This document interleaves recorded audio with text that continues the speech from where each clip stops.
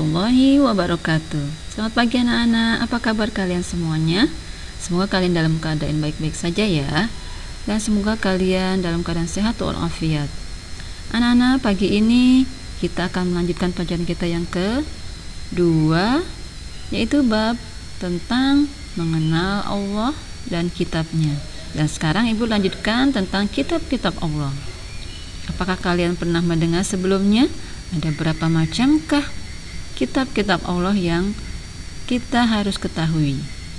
Nah, anak-anak, sebelum kita mulai pelajaran, kita berdoa dulu bersama ya.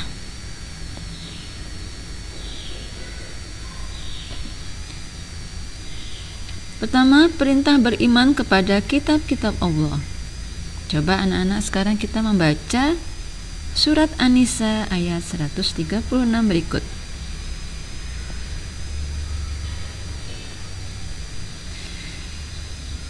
Bismillahirrahmanirrahim. Ya ayyuhalladzina amanu aminu billahi wa rasulihi wal kitabil ladzi nazzala ala rasulihi wal kitabil ladzi anzala min qabl wa man yakfur billahi wa malaikatihi wa kutubihi wa rusulihi wal yaumil akhir faqad dhalla dhalalan ba'ida.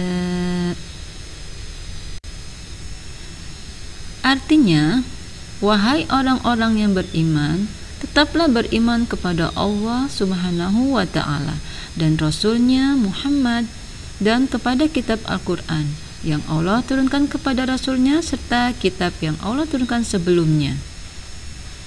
Barang siapa ingkar kepada Allah, malaikat-malaikatnya, kitab-kitabnya, rasul-rasulnya, dan hari kemudian, maka sungguh orang itu telah sesat sangat jauh. Nah, anak-anak, bagaimanakah cara beriman kepada kitab Allah Subhanahu wa ta'ala itu? Yaitu dengan meyakini bahwa Allah Subhanahu wa ta'ala telah menurunkan kitab-kitabnya kepada para rasulnya melalui malaikat Jibril. Kitab-kitab tersebut harus kita jadikan pedoman hidup untuk menuntun dan mengatur cara kita bersikap dan berperilaku, guna mencapai keselamatan dan kebahagiaan hidup di dunia dan di akhirat.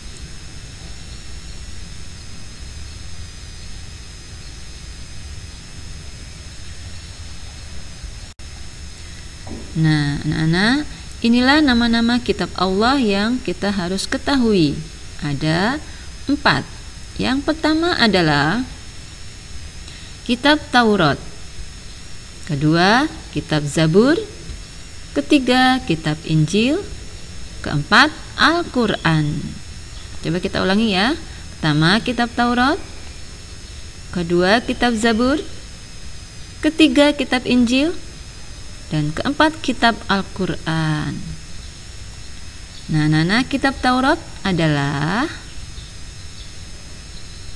kitab Taurat diturunkan kepada Nabi Musa alaihissalam kurang lebih pada abad 12 sebelum Masehi di daerah Israel dan Mesir. Kitab Taurat menggunakan bahasa Ibrani. Yang kedua, kitab Zabur.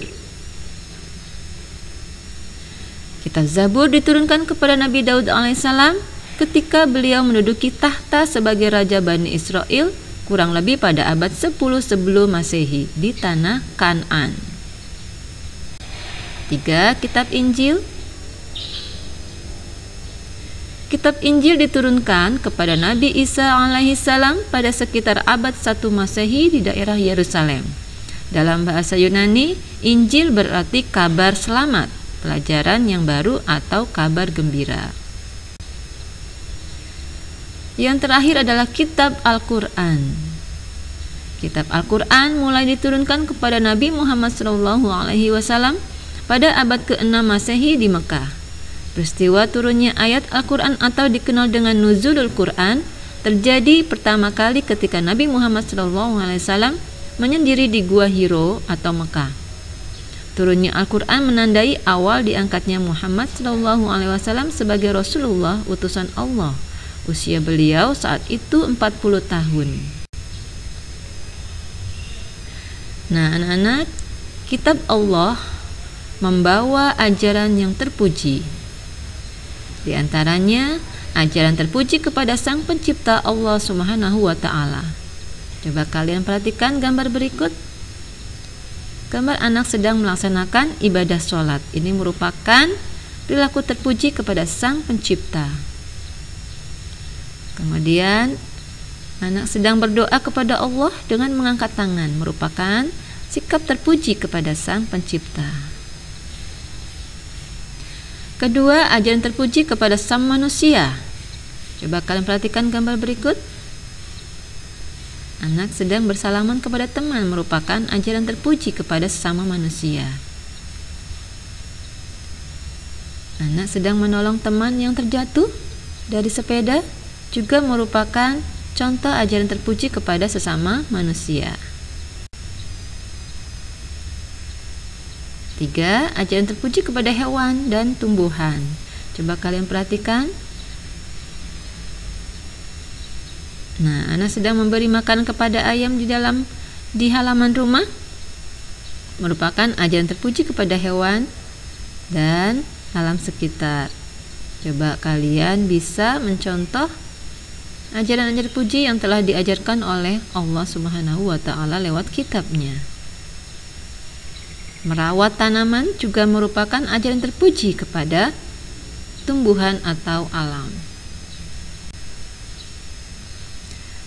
Kemudian yang keempat, ajaran terpuji kepada diri sendiri. Coba kalian perhatikan gambar berikut. Memotong kuku merupakan ajaran terpuji yang diajarkan oleh Allah kepada kita selaku manusia yang perlu menjaga kebersihan. Ya, contoh kecilnya adalah memotong kuku. Ini merupakan ajaran terpuji kepada diri kita sendiri. Kemudian, bersiap-siap ketika kita hendak bersekolah, ya, merapikan baju, merapikan rambut, dan penampilan kita merupakan ajaran yang terpuji yang diajarkan oleh Allah untuk kita sendiri. Dan manfaatnya kita bisa rasakan untuk semua orang. Nah, anak-anak, demikian pelajaran kita tentang mengenal kitab Allah. Semoga kalian bisa memahami, bisa mempraktikkan, dan insya Allah bisa berguna dan bermanfaat untuk seterusnya. Sampai jumpa anak-anak, tetap semangat dan tetap sehat. Salam Serdu Channel dan terima kasih. Wassalamualaikum warahmatullahi wabarakatuh.